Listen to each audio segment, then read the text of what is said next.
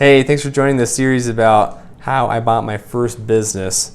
So, update, today I visited with the first lending group. In this case, it was a private equity company. And so we discussed, really, it just took a 15-minute phone call, and that's enough to kind of get some pleasantries, introduce each other, get to know each other's background, and then talk about the strategy of acquisition, so my strategy, and then the strategy that they use to deploy capital, right? So how they, because the banks and lenders and private equity groups, like whoever it is, their job is to give you money, right?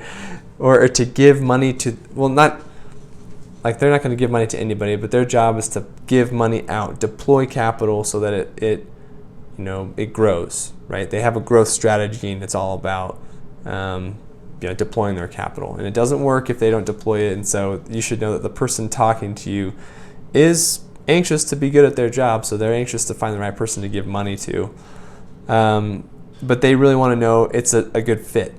And so in this case, the private equity group had a little bit of a different strategy than what I'm trying to follow, and as a result, it's just not a good fit, and that's fine.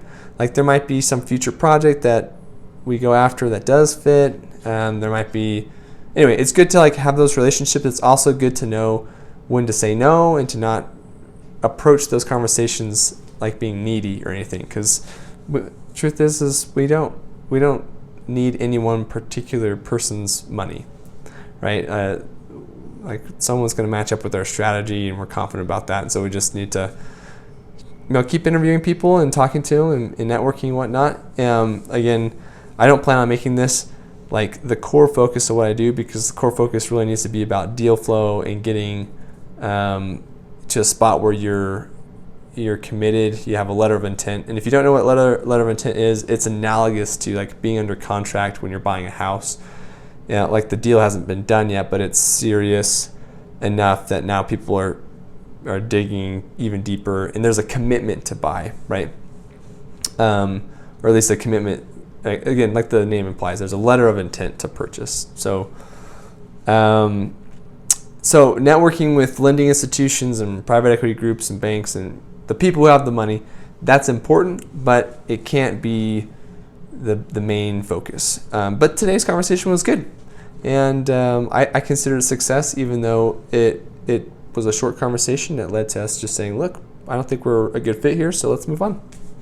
So thanks for tuning in. I can't wait to share what we're gonna talk about next, which hopefully is all about deal flow.